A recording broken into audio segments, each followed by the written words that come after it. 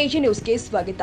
Kudachi railway ಮಾರ್ಗ ಪೂರ್ತಿಗೊಳಿಸಲು ಮತ್ತು ಲೋಕಾಪುರ ನಿಲ್ದಾಣದ ತನಕ ರೈಲು ಸಂಚಾರ ಪ್ರಾರಂಭಿಸಬೇಕು ಮತ್ತು ಲೋಕಾಪುರದಿಂದ ಧಾರವಾಡದ ತನಕ ರೈಲ್ವೆ ಮಾರ್ಗದ ಕುರಿತು ಸರ್ವೆ ಮಾಡಲು ಒತ್ತಾಯಿಸಿ ಬಾಗಲಕೋಟೆಯಲ್ಲಿ ರೈಲ್ ರೋಕೋ ಕಾರ್ಯಕ್ರಮ ನಡೆಯಿತು. ಲೋಕಾಪುರಕ್ಕೆ ಬಿಡಲೇಬೇಕು.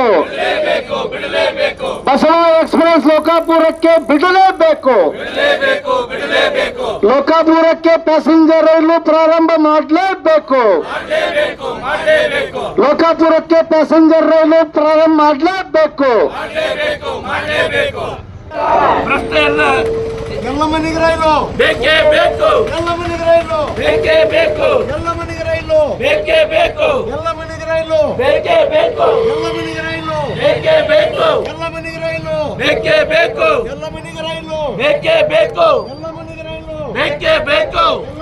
ಈ ಸಂದರ್ಭದಲ್ಲಿ ಮಾತನಾಡಿದ ರೈಲ್ವೆ ಹೋರಾಟ ಸಮಿತಿ ರಾಜ್ಯ ಅಧ್ಯಕ್ಷರು ಆದ ಕುತ್ಬುದ್ದೀನ್ ಕಾಜಿ ಅವರು, ಕಳೆದ 30 ವರ್ಷಗಳಿಂದ ಹೋರಾಟ ಮಾಡಿ ಕುಡಚಿ ಬಾಗಲಕೋಟೆ ರೈಲ್ವೆ ಮಾರ್ಗ ಮಂಜೂರು ಮಾಡಿಸಲಾಗಿದೆ. ಲೋಕಾಪುರದವರೆಗೆ ಮಾರ್ಗ ನಿರ್ಮಾಣ ಕಾರ್ಯ ಮುಗಿದು ಮುಂದೆ ಕುಡಚಿವರೆಗೆ ರೈಲು ಮಾರ್ಗ ನಿರ್ಮಾಣ ಮಾಡಲು ಕೇಂದ್ರ ಸರ್ಕಾರ ಕೂಡಲೇ ಅನುದಾನ ಬಿಡುಗಡೆ ಮಾಡಬೇಕು ಅಂತ ಸರ್ಕಾರಕ್ಕೆ ಒತ್ತಾಯಿಸಿದ್ರು.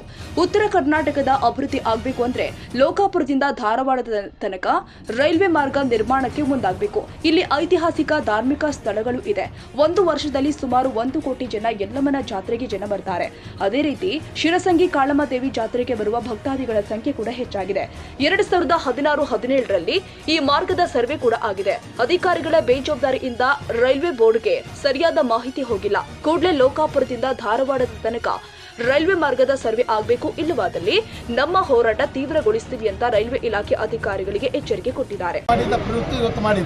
ಅದರಂತೆ ಲೋಕಾಪುರದಿಂದ ರಾಮದುರ್ಗ್, ಸೌದತ್ತಿ ಯಲ್ಲಮ್ಮ, ಧಾರವಾಡ ಇದು ಬಹಳ ಮುಖ್ಯವಾದಂಥದ್ದು.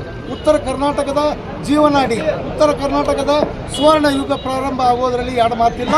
ಆ ಒಂದು ಹೊಸ ರೈಲು ಮಾರ್ಗ 19ರಾಗ ಅನುಷ್ಠಾನಗೊಳಿಸಬೇಕಂತೇಳಿ ರೈಲ್ವೆ ಇಲಾಖೆ ಹುಬ್ಬಳ್ಳಿಯಿಂದ ಕೇಂದ್ರ ಸರ್ಕಾರಕ್ಕೆ ಪ್ರಸ್ತಾವನೆ ಹೋಗಿದೆ.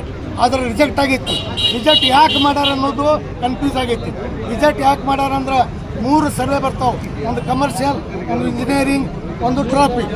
ಈ 3 ಸರ್ವೆದೊಳಗೆ ಆ ಲೈನ್ ಫಿಟ್ ಐತೆ ಅಂತೇಳಿ ಮಾನ್ಯ ಜಗದೀಶ್ ಶೆಟ್ಟರ್ ಅವರು, ಮಾನ್ಯ ಪ್ರಹ್ಲಾದ್ ಜೋಶಿ ಅವರು, ಮಾನ್ಯ ಎಲ್ಲ ಭಾಗದ ಸಂಸದರು, ಜನರಲ್ ಮ್ಯಾನೇಜರ್ ಅವ್ರಿಗೆ ನಾವು ಮನವರಿಕೆ ಮಾಡಿವ್ರು ಎಲ್ಲ ಹೋರಾಟ ಸಮಿತಿಯವರು.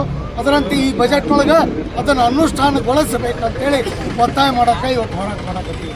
ಅದರಂತೆ ಬಾಗಲಕೋಟೆ, ಬಿಜಾಪುರ ಜಿಲ್ಲೆ ಜನರಿಗೆ ಮೀಟರ್ ಗೇಜ್ ಇದ್ದಾಗ ನಮಗೆ ತಿರುಪತಿಗೆ ರೈಲು ಸಿಗ್ತಿತ್ತು, ಗುಂಡ್ಕಲ್ಗೆ ರೈಲು ಸಿಗ್ತಿತ್ತು, ಬೆಂಗಳೂರಿಗೆ, ಬಾಂಬೆಗೆ ನೇರವಾಗಿ ರೈಲು ಸಿಗ್ತಿತ್ತು. ಇದು ಬ್ರಾಡ್ಗೇಜ್ ಆಗಿ ಅಂದರೆ ಮೀಟರ್ ಗೇಜ್ ಇದ್ದದನ್ನು ಬ್ರಾಡ್ಗೇಜ್ ಆಗಿ ಪರಿವರ್ತನೆ ಆದ ನಂತರ ಒಂದು ಸಮರ್ಪಕವಾಗಿ ರೈಲ್ವೆ ಸೌಲಭ್ಯ ಸಿಗ್ತಾ ಇಲ್ಲ. ಅದಕ್ಕೆ ಆ ನಿಟ್ಟಿನೊಳಗೆ ಕೇಂದ್ರ ಸರ್ಕಾರಕ್ಕೆ, ರೈಲ್ವೆ ಇಲಾಖೆಗೆ ನಮಗೆ ತಿರುಪತಿ ರೈಲು ಕೊಡ್ರಿ, ನಮಗೆ ಗುಂಟ್ಕಲ್ ಹೋಗಿ ಟ್ರೈನ್ ಕೊಡ್ರಿ, ನಮಗೆ ಬಾಂಬೆ ಮತ್ತು ಬೆಂಗಳೂರು ಸೂಪರ್ ಫಾಸ್ಟ್ ಎಕ್ಸ್ಪ್ರೆಸ್ ಈಗ ಅನೌನ್ಸ್ ಮಾಡಿರಿ, ಅದು ಬಾಗಲಕೋಟೆ ಮತ್ತು ಬಿಜಾಪುರ ಮಾರ್ಗದಲ್ಲಿ ಓಡಿಸ್ರಿ ಅಂತೇಳಿ ನಾವು ಒತ್ತಾಯ ಮಾಡೋದು. ಇಲಾಖೆಯ ದಿಟ್ಟತನ, ಅವರು ಮಾಡಿದಂಥ ಜನದ್ರೋಹಿ ಕೆಲಸ, ಜನರ ಒಂದು ನ್ಯಾಯ ಸಮೇತ ಬೇಡಿಕೆಗೆ ತಡೆ ಮಾಡ್ತಾರಂದರೆ ಅವ್ರಿಗಿಂತ ಭ್ರಷ್ಟಾಚಾರಿಗಳು, ಅವರಂಥ ದುಶ್ಯಾಸನಗಳು ನಾವು ಎಲ್ಲೇ ನೋಡಿಲ್ಲ. ಯಾಕಂದರೆ ಕಳೆದ 30 ವರ್ಷದಿಂದ ನಾನು ನಿರಂತರ ರೈಲ್ವೆ ಅಭಿವೃದ್ಧಿಗಾಗಿ ಹೋರಾಟ ಮಾಡ್ತಾ ಬಂದೀನಿ. ನನಗೆ ಈ ರೀತಿ ಯಾರೂ ಮಾಡಿದ್ದಿಲ್ಲ. ಇವತ್ತು ಮಾಡ್ಯಾರಂದ್ರೆ ರೈಲ್ವೆ ಅಧಿಕಾರಿಗಳು ಎಷ್ಟು ಜನವಿರೋಧಿ ಅದಾರ ಅನ್ನುವಂಥದ್ದು ನೀವೇ ವಿಚಾರ ಮಾಡಿರಿ. ನಿರಂತರ ನಾನು ಜೀವ ಇರೋ ಮಟ್ಟ ರೈಲ್ವೆ ಸೌಲಭ್ಯದ ಬಗ್ಗೆ, ಹೊಸ ರೈಲ್ವೆ ಮಾರ್ಗಗಳ ಬಗ್ಗೆ, ಜನರಿಗೆ ಅನುಕೂಲಕ್ಕೆ ತಕ್ಕಂತೆ ನಿರಂತರ ನಾವು ಹೋರಾಟ ಮಾಡ್ತೀವಿ.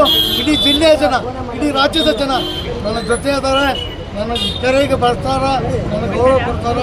ನಾನು ಹೋರಾಟ ನಿರಂತರ ಮಾಡ್ತೀನಿ. ರೈಲ್ವೆ ನಿಲ್ದಾಣ ಎದುರು ಪ್ರತಿಭಟನೆ ಹೋರಾಟದ ಸ್ಥಳಕ್ಕೆ ಬಂದ ರೈಲ್ವೆ ಅಧಿಕಾರಿಯಾದ ರಾಜ್ಕುಮಾರ್ ಅವರಿಗೆ ಲೋಕಾಪುರದಿಂದ ಧಾರವಾಡದ ತನಕ ರೈಲ್ವೆ ಮಾರ್ಗದ ಕುರಿತು ರೈಲ್ವೆ ಹೋರಾಟ ಸಮಿತಿಯ ಸದಸ್ಯ ಎಂಕೆ ಯಾದವಾಡ ಅವರು ಮನವಿ ಅರ್ಪಿಸಿದ್ರು. ಈ ಸಂದರ್ಭದಲ್ಲಿ ಎಆರ್ ಪಠಾಣ್, ಚಂದ್ರು ಮಾಳದಕರ್, ಆಫ್ತಾಬ್ ಸರ್ಮುಲ್ಲಾ ಹೋರಾಟದಲ್ಲಿ ಭಾಗಿಯಾಗಿದ್ರು.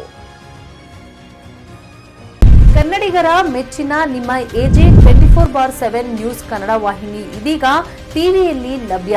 ವೇಳೆ ನೋಟಿಸ್ ಕೊಟ್ಟಿದ್ರೆ ವಾಪಸ್ ತಗೋತೀವಿ. ಇವತ್ತು ವಕ್ಫ್ ಪ್ರಾಪರ್ಟಿ ಅಂತೇಳಿ ಬರ್ತದೆ ಅಂತ ಹೇಳಿದ್ರೆ ರೈತರು ಬೀದಿಗೆ ಬಂದು ಏನು ಮಾಡಬೇಕಾಗುತ್ತೆ? ಯಾರು ವೋಟ್ ಹಾಕಿಲ್ಲ ಅಂದ್ರೆ ಗ್ಯಾರಂಟಿನೆಲ್ಲ ಸ್ಟಾಪ್ ಮಾಡಿಬಿಡ್ತೀವಿ.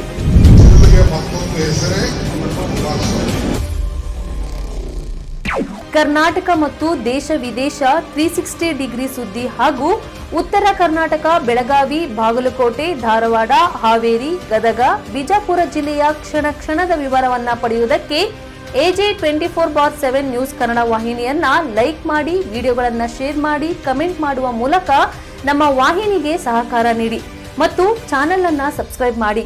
ಧನ್ಯವಾದಗಳು.